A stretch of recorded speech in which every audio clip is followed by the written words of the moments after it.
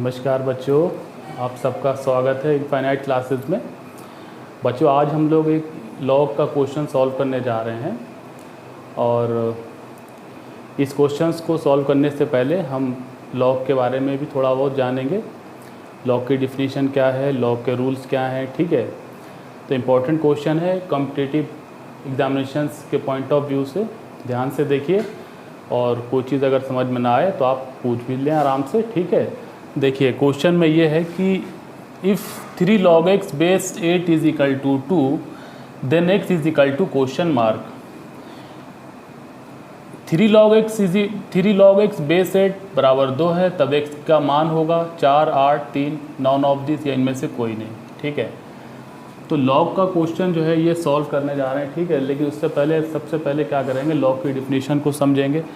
Log की definition होती है log a base b is equal to m। Logarithm of a base a is equal to m implies by b की power m is equal to a, ठीक। किसी भी number का log base की वो पावर होती है जिसे बेस पे लगाने पे हमें वो नंबर मिल जाता है, ठीक। तो एक तरीके से जो लॉग होता है ये एक्सपोनेंट फॉर्म को ही लिखने का एक अल्टरनेट वे है, ठीक है। यानी लॉग क्या है, लॉग बेटा जो एक्सपोनेंट फॉर्म है उसी को ही रिप्रेजेंट करने का अल्टरनेट वे है, ठीक है। यानी log a base b is equal to m implies b की power m is equal to a. मतलब अगर b के ऊपर ये पावर लगा दी जाए तो हमको वो नंबर मिल जाएगा जिसका आप लॉग ले रहे हैं, ठीक है। अब इसके रूल्स भी हमको कुछ याद रखना होंगे, समझना होंगे। तो इसमें देखिए ऐसा है, 5 बेसिक रूल्स हैं जो आपको याद रखना होंगे, ठीक है। 5 बेसिक रूल्स। तो फर्स्ट रूल ये होता है कि log m into n is equal to log m plus log n, ठीक है। यानी अगर नंबर हमारे मल्टीप्लाई में हो तो उनका जब लॉग लिया जाएगा तो प्लस में हो जाएंगे। log m n is equal to log m plus log n। अगर नंबर मल्टीप्लाई में है तो लॉग लेने पर वो नंबर प्लस में आ जाते हैं, ठीक है। सेकेंड रूल है log m upon n is equal to log m minus log n। log m upon n is equal to log m minus log n। मतलब अगर नंबर हमारे डिवाइड में हो या फ्रैक्शन की फॉर्म में हो तो जब उनका आप लॉग लोगे तो माइनस में हो जाएंगे। log m upon n is equal to होता है log m minus log n। Third rule होता है, लॉग का बेसिक रूल है, log m की power n is equal to n log m। यानी अगर किसी नंबर के ऊपर पावर लगी हुई है और उस नंबर का लॉग लिया जाए तो उसकी पावर जो होती है वो लॉग के आगे मल्टीप्लाई में आ जाती है, ठीक। log m की power n is equal to n into log m, ठीक है। फोर्थ रूल होता है log a base a is equal to 1। यानी किसी भी नंबर का लॉग उसी के बेस पे हमेशा 1 होता है। किसी भी नंबर का लॉग उसी के बेस पे हमेशा 1 होता है। और फिफ्थ रूल है कि log a base log 1 base a is equal to 0। मतलब 1 का लॉग किसी भी बेस पे हमेशा 0 होगा।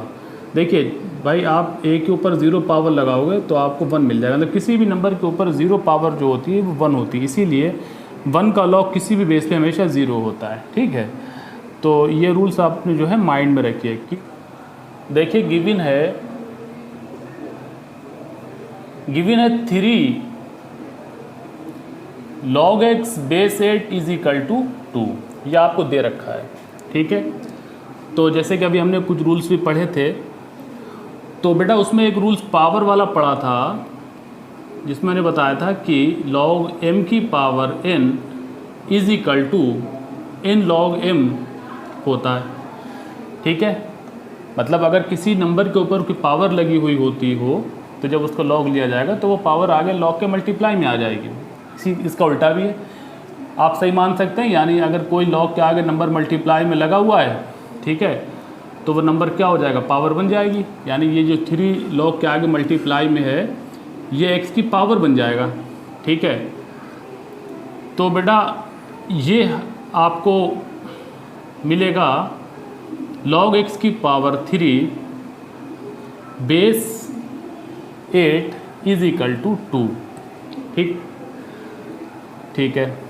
अब देखिए बेटा, ये एक रूल और मैंने बोला था लॉग की डिफिनीशन में, ठीक है। लॉग की डिफिनीशन बोला था कि अगर लिखा हुआ हो log a base b is equal to m, तो क्या करते हैं कि ये बेस के ऊपर पावर जब आप m लगाओगे तो आपको a मिल जाएगा, इम्प्लाइज b की power m is equal to a, ठीक। मैंने बोला था कि जो एक्सपोनेंट फॉर्म होती है उसी को एक अल्टरनेट वे में लिखने का मेथड है लॉगरिथम, ठीक है। तो इसी तरह से ये जो बेस 8 है, ठीक है, इसके ऊपर ये 2 पावर हो जाएगा और आपको फिर मिलेगा क्या, आपको मिलेगा x की पावर 3, ठीक है। तो देखिए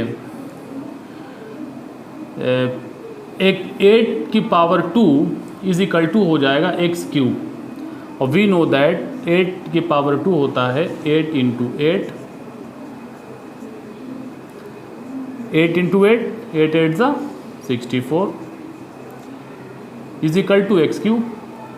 अब देखिए x की पावर 3 है, यानी x raise to the power 3, तो हमें 64 को भी इस तरह से लिखना होगा कि ये भी पावर 3 के फॉर्म में बन जाए, ठीक। तो 64 के फैक्टर अगर आप करोगे तो बेटा आपको मिलेगा 4 इंटू 4 इंटू 4, मतलब 4 4 द 16, 16 4 द 64, that is 4 to the power 3। s to the power 3 is equal to 4 to the power 3।